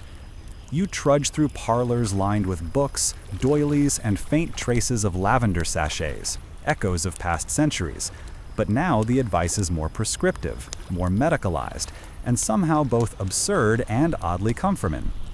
You probably won't survive this without raising an eyebrow at just how far society went to ensure that rest, in theory, would heal the anxious mind. The rest cure itself is an invention of the era, credited to physicians like Silas Weir Mitchell in the United States. Women suffering from what was then termed nervous disorders were often prescribed complete bed rest, dietary regulation, and the strict avoidance of intellectual or physical exertion. You might imagine a young woman confined to a canopy bed, pillows fluffed around her, a warm water bottle at her side, while a nurse ensures she does not read, write, or even sit up for prolonged periods. Herbs and tonics are still part of the mix, valerian, hops, and sometimes mild sedatives, but it is the enforced inactivity that defines the treatment. Historians still argue whether these measures actually alleviated anxiety or simply imposed another layer of restriction on already restless spirits. It's not hard to see the cultural logic behind this approach. Women were expected to be delicate, to uphold the moral and aesthetic standards of the household, and to manage the emotional tone of their families. Anxiety, then, was framed as both a medical and moral problem, a disruption of the woman's duty to maintain equilibrium. This creates a strange paradox. To recover from anxiety, a woman must surrender her agency. Yet it is precisely that surrender that is supposed to restore balance. You can almost hear the faint sigh of frustration as each bed-rested patient tries to reconcile the hope for calm with the tedium of immobility. Diet and stimulation control becomes central in this era. The patient's meals are often bland but nourishing. Milk, eggs, soft bread, accompanied by small amounts of sugar or light puddings. Any stimulating foods, like chocolate or caffeine, are banned, reflecting the belief that nerves could be aggravated by even mild culinary indulgences. You notice that this is an era when domestic order and physical regimen are assumed to directly influence the mind. And yet, small quirks persist. Some physicians recommend gentle massage of the limbs or brief walks in the garden, balancing strictness with a touch of human whimsy. The role of solitude in the rest cure is fascinating and a little ironic. Women are encouraged to withdraw from social interaction, including intellectual conversation, letters, and even reading. The world becomes a distant hum, filtered through the occasional presence of a nurse or family member. You can almost sense the quiet rebellion of the mind, resisting the imposed stillness while the body is confined. Historians still debate whether this isolation exacerbated mental distress or whether, for some, the removal of constant social pressures provided genuine relief. You imagine the flutter of a restless hand, the soft sigh of a mind that longs to move, even as the body remains tethered to prescribed inactivity. Quirky remedies intertwine with mainstream medical advice, reminding you that human ingenuity never truly rests. Some women are advised to wear weighted bracelets to steady jittery hands, while others soak their feet in water infused with herbs thought to draw out nervous energy. The combination of meticulous schedules, sensory cues, and subtle rituals reflects a continued fascination with the mind-body connection, even if the methods seem peculiar to modern eyes. You probably won't survive this without a small chuckle at the meticulous effort devoted to crafting an environment designed to neutralize anxiety. Literature of the period reflects and reinforces these practices. Conduct manuals, medical texts, and novels often emphasize the importance of emotional restraint, the dangers of overexertion, and the need for careful self-monitoring. Women are exhorted to maintain composure, to cultivate quiet reflection, and to value tranquility above ambition or curiosity. In some cases, these cultural messages align with the rest cure. In others, they create a subtle tension, as women internalize societal expectations even as their treatment confines them physically. You notice how anxiety is both medicalized and moralized, a dual identity that shapes daily life. Despite the rigid structures, you glimpse moments of gentle humanity. Nurses and family members often innovate small comforts, a carefully placed flower, a whispered story, or the quiet presence of a companion who reads aloud. Even within the constraints of the rest cure, these small gestures provide a thread of connection, a soft acknowledgement that the anxious mind craves more than sleep and bland sustenance. Historians still debate whether these human touches mitigated the strictness of treatment or whether they were merely palliatives in an otherwise controlling regimen. The cultural critique of the era cannot be ignored. Some contemporary writers and later historians have criticized the rest cure as overly controlling, emphasizing compliance over understanding. Women like Charlotte Perkins Gilman documented the psychological harm of enforced inactivity, arguing that creativity, social interaction, and mental engagement were essential to alleviating anxiety rather than suppressing it. You might imagine the quiet defiance in such narratives, a subtle pushback against the well-intentioned but constraining medical orthodoxy. As evening falls on this Victorian parlor of thought, you envision the patient nestled in her appointed bed, a small oil lamp casting shadows on wallpapered walls, a cup of gentle tea beside her. Outside, gas lamps flicker along quiet streets, and the world hums with the rhythm of industrial change, while within, the interplay of rest, ritual, and reflection shapes the contours of a mind seeking calm. You probably won't survive this without a faint shiver of the lengths people went to preserve delicate nerves, yet also with a recognition of the enduring human impulse to care for anxious minds, even if imperfectly. By the time the candle gutters low, the quiet rituals of the day, the careful diet, the enforced rest, the gentle presence of another human, coalesce into a tentative, fragile calm.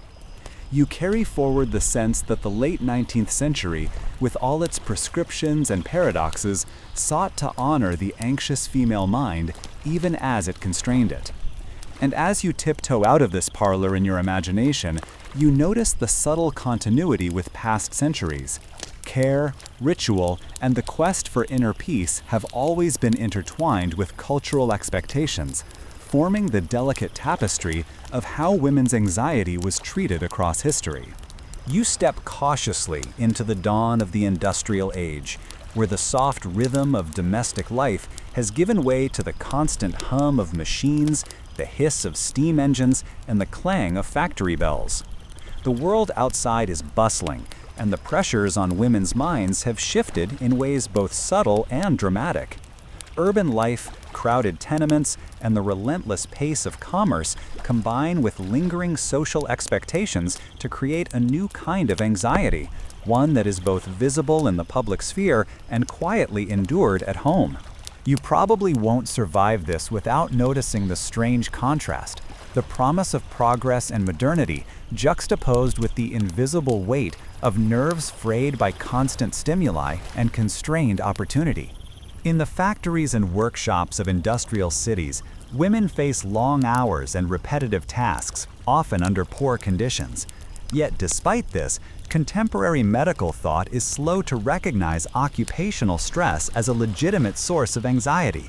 Instead, anxious symptoms, trembling hands, heart palpitations, nervous headaches, are often framed through the lens of lingering female delicacy, a convenient relic from previous centuries. Historians still argue whether this gendered perspective delayed meaningful intervention or merely reflected society's enduring fascination with the fragile woman. You trudge past smoke-filled streets, imagining the rhythmic toil of women whose minds are rarely acknowledged as affected by the industrial grind. Urban noise and sensory overload begin to enter the conversation as causes of anxiety. Physicians and social commentators note that crowded streets, gas lamps, and constant clamor might exacerbate nervous disorders. Gentle remedies persist. Walks in leafy parks, calming herbal infusions, and structured routines aimed at providing the mind with predictable stability. But the world itself is no longer predictable, and the external pressures on women's mental well-being are amplified by factors far beyond the parlor or bedroom. You can almost feel the tension in these streets, the nervous energy carried in the brisk movements of women navigating public spaces that were not always designed with their comfort or safety in mind. The domestic sphere remains a crucial locus of treatment, though. Families and physicians continue to emphasize order, cleanliness, and emotional restraint, often prescribing routines that mirror earlier rest cures, albeit adapted to the realities of industrial life.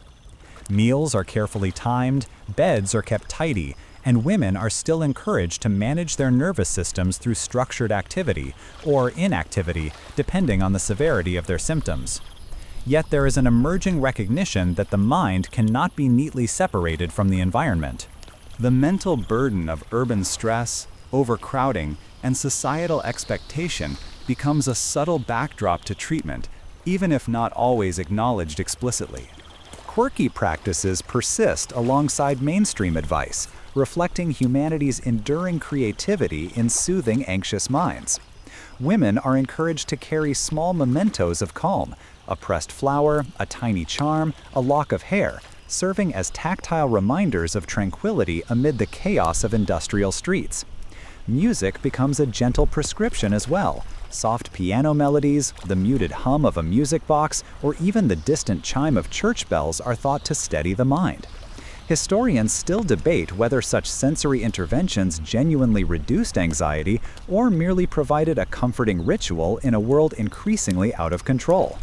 You probably won't survive this with a small smile at the persistence of ritual, a thread tying centuries of anxious care together.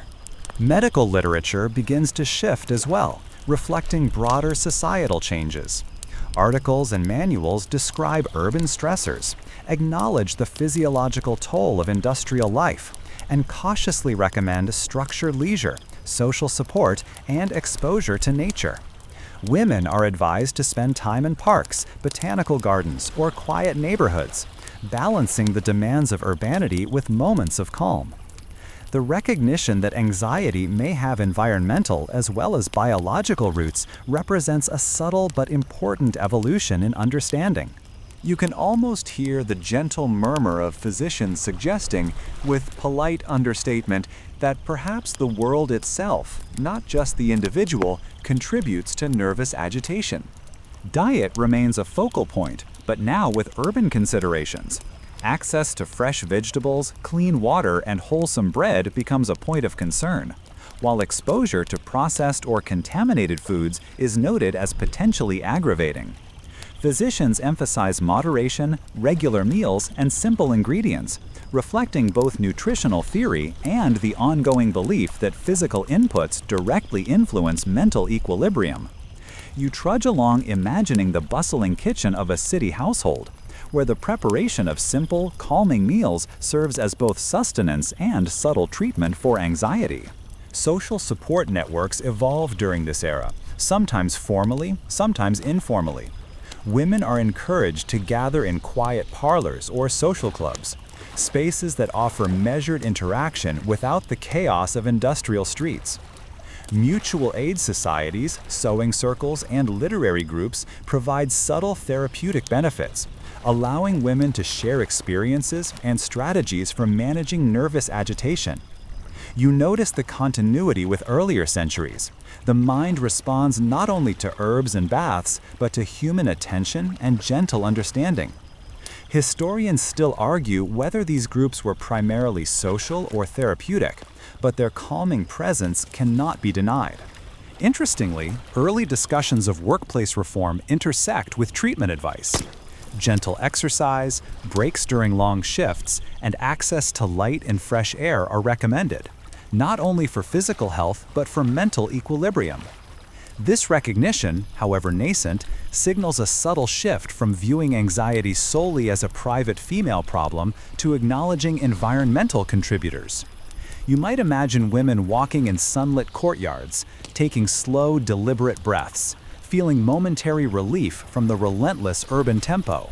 By the evening, as gas lamps flicker along crowded streets and the day's noise softens into a distant murmur, the interplay of industrial life and domestic ritual shapes a delicate rhythm.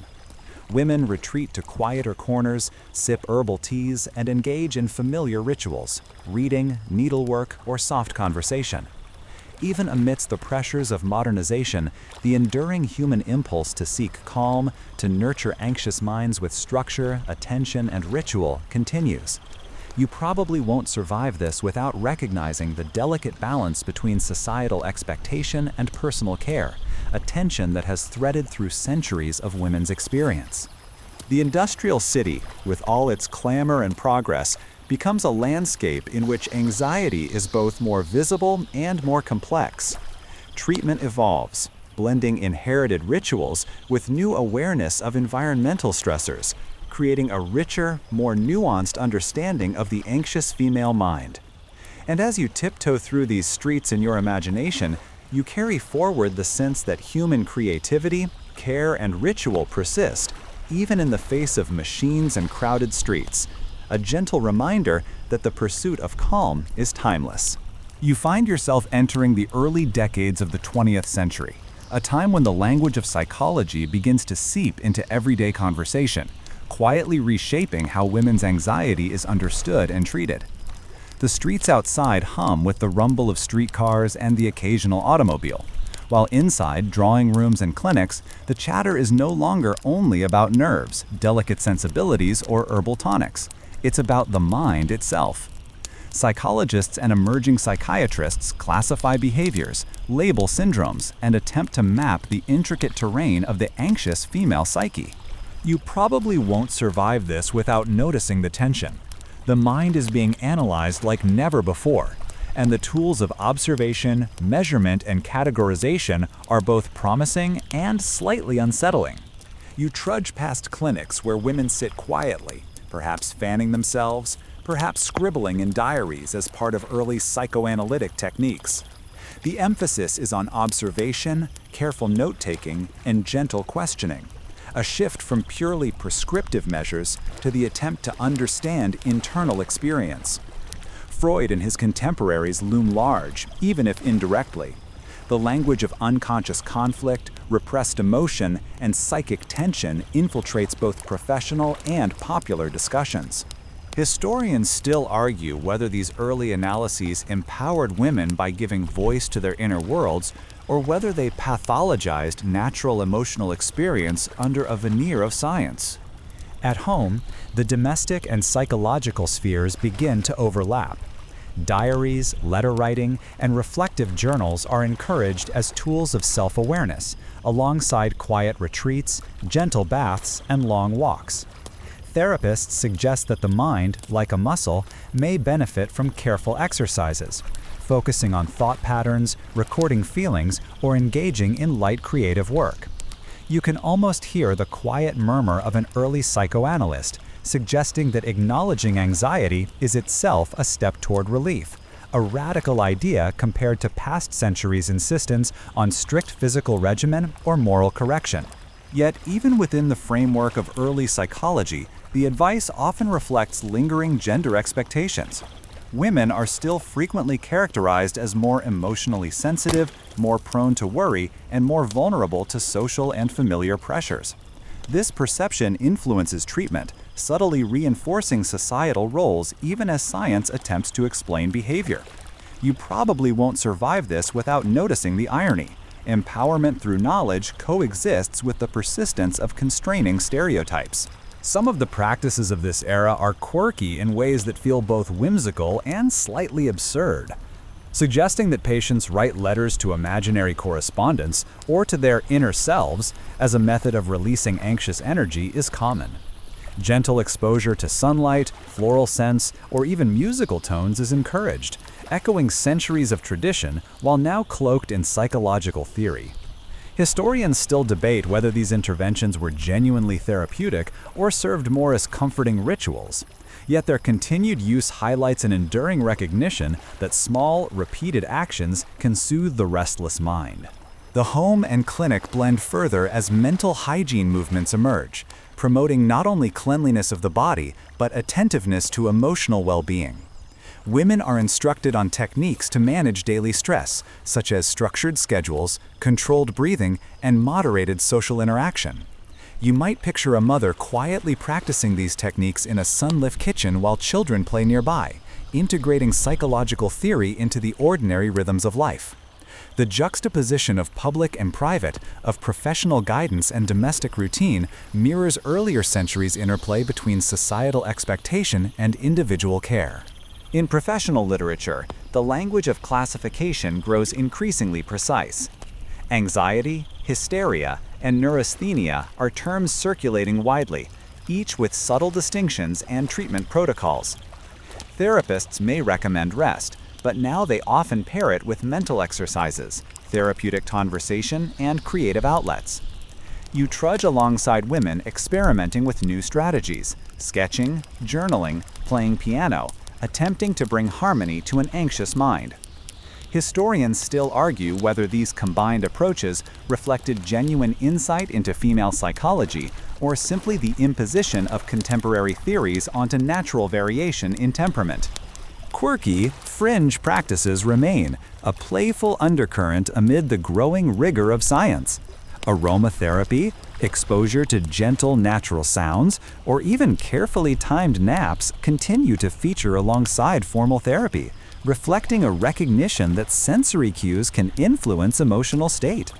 You probably won't survive this without noting the continuity. Centuries of human experience have taught that calm can be coaxed from the mind as well as the body, and small rituals persist even when theory changes. Social circles, too, begin to function as subtle therapeutic networks. Women exchange advice on coping strategies, share experiences of treatment, and provide mutual reassurance. Early support groups and informal salons echo the quiet communal care seen in previous eras, reinforcing the idea that human attention, empathy, and shared reflection remain crucial to managing anxiety. You might imagine these gatherings as gentle refuges, where the rush of the industrial city or the weight of societal expectation softens in the presence of understanding peers. By evening, as the city settles and the first electric lamps flicker to life, women retire to quieter routines, reading, reflecting, or listening to music, sometimes under the guidance of a therapist or through structured personal practice. The tools of early psychology, journals, dialogue, and sensory management blend seamlessly with traditional domestic care.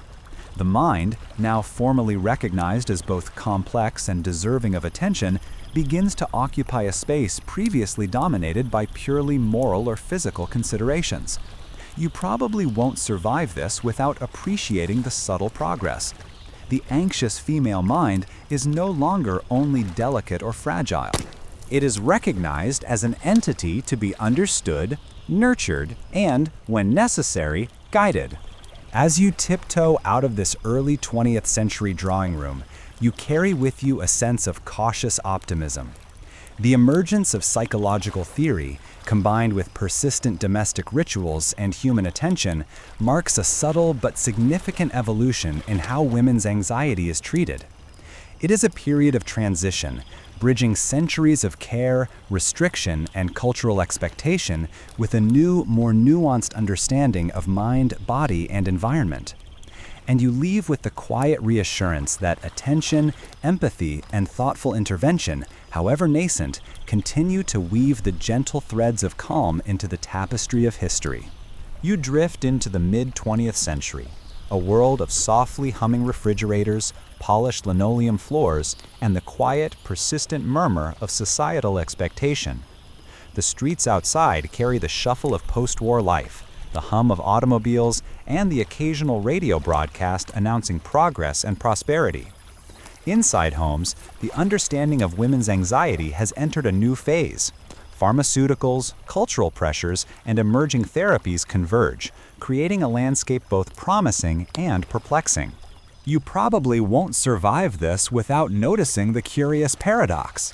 Relief is widely available, yet the very means of delivering calm sometimes amplifies subtle anxieties about dependence, normality, and self-control. The rise of tranquilizers marks a major shift. Drugs such as bromides and later benzodiazepines begin to be prescribed for nervousness, sleeplessness, and tension. Women quietly sip these solutions, hoping to steady racing hearts, ease trembling hands, or simply reclaim a sense of ordinary calm. The promise is seductive, a pill that can moderate the mind's unrest, that can render anxiety manageable with minimal effort. Historians still debate whether these pharmacological interventions truly addressed the root of anxiety or simply masked it, creating the illusion of control while leaving societal pressures intact. You can almost hear the soft pop of a bottle cap and the measured clink of tablets, a quiet ritual of modernity, mingling with centuries-old strategies. You trudge past doctors' offices and pharmacies, imagining the careful instructions. Take 1 tablet 3 times daily, preferably with water. The language of precision conveys scientific authority, yet it is paired with subtle social messaging. Women are encouraged to maintain composure, uphold domestic roles, and project calm even when the mind feels restless. Anxiety is now framed as both a biological and cultural challenge, a delicate interplay between brain chemistry, circumstance, and expectation. You probably won't survive this without noting the tension between genuine care and implicit social control. Calming the mind is intertwined with preserving the image of feminine propriety. Despite the pharmaceutical focus, non-drug interventions persist and evolve. Gentle psychotherapy, cognitive exercises, and structured daily routines supplement medical treatment, reflecting the growing recognition that anxiety is multifaceted. You might picture a woman keeping a daily log of feelings, tempering emotional spikes with soft music or walks in the park, while still taking her prescribed tablet at the appointed hour. Historians still debate whether this combination of chemical and behavioral management enhanced autonomy or reinforced dependence on external authorities for calm. Cultural expectations, however, are never far away. The ideal of the cheerful, competent housewife looms large in magazines, films, and advertisements. Women are subtly reminded that they must maintain composure for the sake of family harmony, even if their inner lives are restless or anxious. This creates a unique tension. The very tools designed to alleviate anxiety coexist with the pressures that contribute to it. You can almost hear the faint sigh of weary women balancing prescribed calm with the quiet burden of maintaining appearances. Quirky or fringe practices continue to coexist with mainstream medicine. Aromatherapy, guided relaxation, and even experimental devices such as light or sound therapy are occasionally recommended, a nod to the enduring belief that sensory cues can soothe restless minds. You probably won't survive this without a small smile at how these remnants of centuries of anxious care persist alongside cutting-edge pharmaceutical interventions, creating a mosaic of strategies, both pragmatic and whimsical. Diet, exercise, and lifestyle adjustments also receive renewed attention. Physicians and wellness guides encourage balanced meals, moderate physical activity, and avoidance of stimulants like excessive caffeine. The notion that body and mind are interconnected is emphasized more clearly than ever, reflecting a cumulative understanding developed over centuries of observation. Women trudge through these routines with a mixture of hope, skepticism, and ritualized compliance, echoing practices that reach back to medieval herbs, 18th century tonics, and the rest cures of the Victorian era. Social support, too, continues to evolve. Support groups, discussion circles, and early forms of group therapy allow women to share experiences, exchange coping strategies, and find subtle reassurance in community. The quiet, empathetic attention of peers complements medical and psychological interventions, highlighting that human connection remains a crucial factor in managing anxiety. Historians still argue whether these gatherings had measurable therapeutic effect or served primarily as safe spaces for emotional expression. Yet their calming presence is undeniable. Media representations also play a subtle role. Advice columns, popular psychology books, and later television programs frame anxiety as a common, manageable phenomenon, while reinforcing cultural ideals of composure. Women are both reassured and subtly guided to adhere to social norms, blending education with social expectation. You might notice the familiar paradox. Each reassurance is accompanied by an implicit instruction, a gentle nudge to maintain appearance even as one seeks relief. By evening, as streetlights flicker and homes settle into quiet routines, women employ a combination of tools inherited from centuries of anxious care. A cup of chamomile tea, a prescribed tablet, a quiet journal, and the attentive ear of a friend or family member converge to form a ritual of calm. You probably won't survive this without noting the continuity across centuries.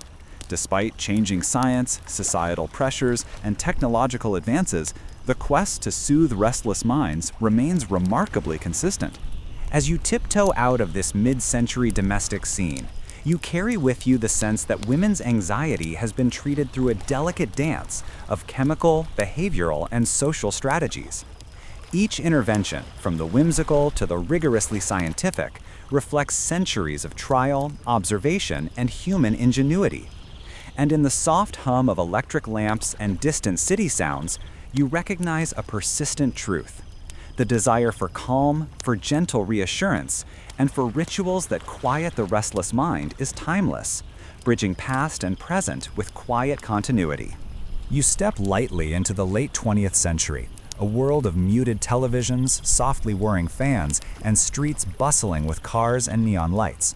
The conversation around women's anxiety has shifted again, this time influenced by social movements, feminist critique, and an expanding body of psychological research. Suddenly, the anxious mind is not merely a delicate object to be managed or medicated, it is a site of agency, insight, and collective reflection. You probably won't survive this without noticing the subtle liberation. Anxiety is recognized as a shared human experience rather than a singular female flaw, even as cultural expectations continue to exert quiet pressure. Feminist scholars, psychologists, and cultural commentators begin to challenge long-standing narratives that have framed women's anxiety as a weakness or moral failing. You trudge past libraries filled with essays, journals, and polemics arguing that societal pressures, unequal domestic burdens, workplace discrimination, and restrictive gender norms contribute substantially to anxious symptoms. Historians still debate the degree to which these critiques reshaped medical practice versus simply informing academic discourse, but their influence is palpable. The anxious mind begins to be seen within context, not isolation. The era brings a growing emphasis on holistic and individualized approaches. Cognitive behavioral techniques, meditation practices, support groups, and lifestyle interventions complement pharmacological options. Women are encouraged to explore multiple strategies, to experiment with routines, and to recognize the unique triggers and patterns of their own anxiety. You might imagine a woman sitting quietly in her apartment, alternating between journaling, a guided relaxation tape, and a walk in a nearby park, observing how each activity shifts her internal rhythm. The modern approach emphasizes choice, reflection, and personal empowerment, a stark contrast to the rigid prescriptions of the 19th and early 20th centuries. Medical and psychological literature increasingly acknowledges the social dimension of anxiety. Household responsibilities, workplace stress, and societal expectations are now recognized as legitimate contributors to nervous distress. Treatments incorporate education about these factors, encouraging women to identify external stressors, negotiate boundaries, and assert their needs. You probably won't survive this without noticing the irony. Centuries of care often emphasized internal adjustment, but now attention shifts to external influences, a subtle acknowledgement that context matters as much as biology. Cultural narratives also begin to shift.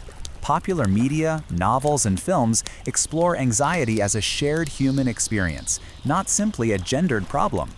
Discussions about work-life balance, parenting pressures, and professional ambition highlight that the delicate nervousness once pathologized may often be a rational response to real-world pressures. Quirky or fringe practices persist in parallel. Aromatherapy, gentle exercise, sound therapy, and guided imagery continue to complement traditional interventions, illustrating the enduring human instinct to seek calm through sensory and ritualistic means. Support networks expand significantly during this period. Women's groups, therapy collectives, and peer-led workshops provide spaces for mutual understanding, shared reflection, and emotional validation. These networks offer a gentle counterbalance to societal pressures, creating microcosms of safety and recognition. Historians still debate whether these social interventions function primarily as therapeutic or as cultural affirmation, but their calming effect is undeniable. You can almost hear the soft hum of conversation in a circle of women, each voice a small anchor against the tide of external stressors. Pharmaceutical interventions remain part of the landscape, but there is an increasing emphasis on informed choice and moderation. Women are encouraged to weigh options, understand side effects, and integrate medication with behavioral strategies. This combination reflects a growing respect for autonomy, contrasting with earlier eras when women's minds were often treated as objects to be molded or subdued. You probably won't survive this without appreciating the subtle progress. Anxiety is no longer a moral flaw to correct or a delicate system to constrain, but a lived experience to understand and manage. In daily life, women experiment with lifestyle modifications in ways that blend ancient wisdom with contemporary knowledge. Herbal teas, exercise, structured routines, creative expression, and social support are all incorporated alongside modern insights from psychology and medicine. Even practices that once seemed quaint, like journaling, walks in nature, or exposure to soothing music, persist, demonstrating continuity across centuries. Historians still argue whether these strategies have measurable efficacy or primarily serve symbolic, comforting roles. Yet their presence illustrates a deep-seated human understanding of mind-body interplay. Even the workplace evolves as an arena for supporting mental health. Flexibility, counseling services, and awareness campaigns slowly emerge, acknowledging that anxiety is influenced by social and professional structures. Women navigate these systems, balancing career ambition with self-care practices, creating new rituals that are both empowering and restorative. You probably won't survive this without noting the quiet revolution. The anxious mind is increasingly treated as complex, adaptive, and deserving of nuanced strategies, rather than mere suppression. By evening, as the neon city lights soften and homes settle into gentle routines, women carry forward the lessons of centuries past. Attention, ritual, sensory cues, social connection, and personal reflection all converge to form a multifaceted approach to anxiety. You can imagine the quiet satisfaction of small successes, an uninterrupted walk, a completed journal entry, a shared conversation, each moment a gentle acknowledgement of agency and resilience. And as you tiptoe through this late 20th century landscape, you notice the subtle thread weaving past and present. Human ingenuity, empathy, and ritual remain at the heart of calming restless minds. Anxiety, once pathologized as weakness or delicacy, is reframed as an understandable response to life's pressures, and the modern approach blends science, culture, and human attention in a gentle embrace. You probably won't survive this without a quiet smile at the continuity and creativity that has guided centuries of treatment, a reminder that care, reflection, and ritual endure across time. You arrive in the present day, where soft white noise hums in bedrooms, smartphones glow with gentle notifications, and the world is a tapestry of both connectivity and quiet overwhelm. Women's anxiety is no longer primarily framed as a gendered flaw or a delicate weakness, though cultural echoes of the past linger subtly in language, media, and expectation. Instead, anxiety is increasingly understood as a natural, often universal human experience shaped by biology, environment, and society alike. You probably won't survive this without noticing the subtle liberation. Modern approaches honor autonomy, knowledge, and personal agency while retaining the comforting rituals of centuries past. You trudge through clinics and quiet living rooms where therapy is diverse, personalized, and integrative. Cognitive behavioral therapy, mindfulness practices, guided meditation, and holistic wellness are all paired with optional medication, giving women choice and control in ways previously unimaginable. Historians still debate the extent to which contemporary interventions fully empower individuals versus subtly enforcing societal norms, but it's clear that personal agency is central. You can almost hear the soft hum of a meditation app, the gentle pacing of a mindful walk, and the quiet rustle of a journal being opened. Modern rituals echoing the long lineage of human attempts to soothe restless minds. Technology now offers both challenge and support. Social media can exacerbate anxiety, presenting curated snapshots of other people's lives that subtly intensify self-doubt. Yet simultaneously, apps, online communities, and digital resources provide guidance, peer support, and structured mindfulness practices. You probably won't survive this without noticing the dual nature of connectivity. It can fray nerves or reinforce them, depending on engagement. Still, there is an unprecedented availability of tools to monitor, reflect on, and manage internal experience. Holistic self-care blends old and new. Herbal teas, gentle walks, calming scents, music, and journaling persist as centuries-old rituals, now enhanced by research-based mindfulness, breathing exercises, and biofeedback techniques. You might picture a woman sipping chamomile while an app guides her through deep breathing, creating a layered experience of calm that is both sensory and cognitive.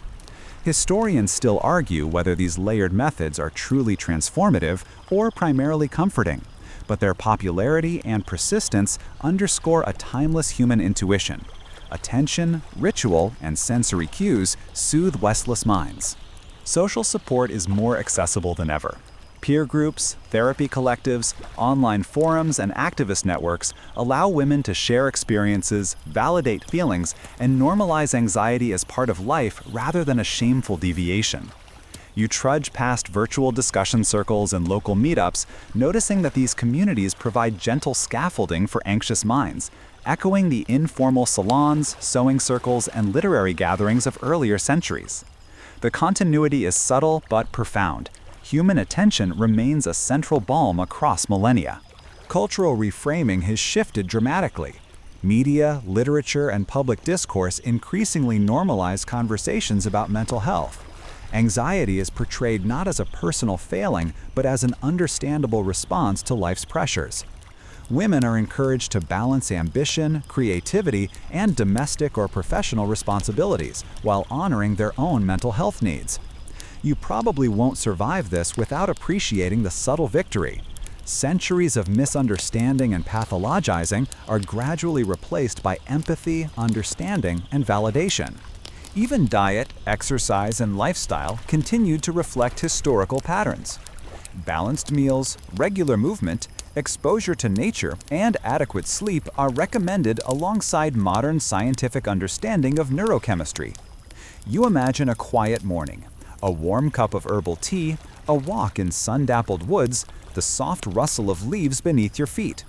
A modern echo of rituals stretching back to medieval herb lore, Renaissance walks, and 18th century tonics. Historians still debate the relative efficacy of lifestyle measures versus therapy or medication, but the enduring appeal of ritual is undeniable. In daily routines, women integrate a flexible, personalized combination of interventions: a journaling session, guided meditation, brief exercise, a calming cup of tea, a conversation with a friend, and perhaps a carefully monitored medication regimen converge to form a multi-layered, deeply personal approach. You probably won't survive this without noticing the subtle elegance of choice. For the first time, anxious women have the tools, autonomy, and knowledge to craft strategies uniquely suited to their own lives. By evening, the pace softens. City streets quiet, lamps cast warm pools of light, and homes settle into gentle rhythms. Women might retreat into comfortable spaces with soft music, a journal, and the reassuring hum of a fan or a white noise machine. Attention to both body and mind creates a delicate, layered calm, a synthesis of centuries of human ingenuity, ritual, and care. You trudge along these quiet routines, sensing a profound continuity. Herbs, walks, social connection, journaling, and gentle rituals persist alongside modern psychology and technology, creating a rich, deeply human approach to anxiety. Now, as you settle into the soft evening glow, allow your attention to drift slowly. Imagine the gentle rustle of leaves, the muted murmur of distant voices, the quiet cadence of your own breathing. Every century you've traversed has contributed a layer of insight. Aromatic herbs from medieval villages, rest cures and tonics from Victorian parlors, cognitive reflection from early psychologists, and modern mindfulness and agency. All converge here, in the present, offering a gentle, multifaceted embrace for restless minds. Breathe slowly. Each inhale gathers centuries of care. Each exhale releases tension. You are surrounded by a lineage of attention, ritual, and understanding, reminding you that anxiety is neither shameful nor isolating. There is comfort in continuity, in knowing that countless generations have sought calm, balance, and gentle restoration. The past whispers softly, the present holds steady, and the future is open, offering space for agency, compassion, and quiet hope. Now, dim the lights, perhaps turn on a fan for that soft background hum, and feel the layers of time's care envelop you. The anxious mind is honored, attended, and above all, acknowledged. You probably won't survive this without a quiet smile, a small sense of wonder, and the reassurance that calm, like history itself, is layered, evolving, and ever-present. As you sink into your bed or settle into a chair, allow your thoughts to drift softly, like leaves floating on a calm river. The world beyond your walls hums with life, yet within this space there is quiet, gentle attention. Your body relaxes, your breath deepens, and every small ritual, the warm cup of tea, the soft rustle of pages, the hum of a fan, becomes a tender reminder that care is cumulative, drawn from centuries of human experience. You probably won't survive this without noticing that you are not alone. Countless women before you have traversed anxious landscapes, each leaving traces of wisdom, ritual, and reassurance. The mind, like a garden, thrives when tended with patience and consistency. Allow each inhale to gather the calm of herbs, walks, thoughtful journaling, and social support. Each exhale releases tension, stress, and restlessness. Imagine centuries of gentle practices converging around you. Aromatic baths, quiet conversation, mindful reflection, and supportive companionship, all layering into a soft cocoon of calm. Every anxious flutter, every restless moment has been met with understanding, care, and ritual across generations. You are part of this lineage, a living link in the quiet chain of human attention to anxious minds. Let the rhythm of your breathing and the soft murmur of your surroundings guide you toward rest, toward ease, toward gentle sleep. The anxious thoughts may linger faintly, but they are tempered by centuries of care and wisdom. Tonight, allow yourself to rest fully, to float on the gentle current of human understanding. The world outside continues its hum, but within you is calm, reflection, and continuity. Close your eyes. Let the lineage of care enfold you. You are safe, acknowledged, and soothed, carried softly into a quiet, restorative sleep. Sweet dreams.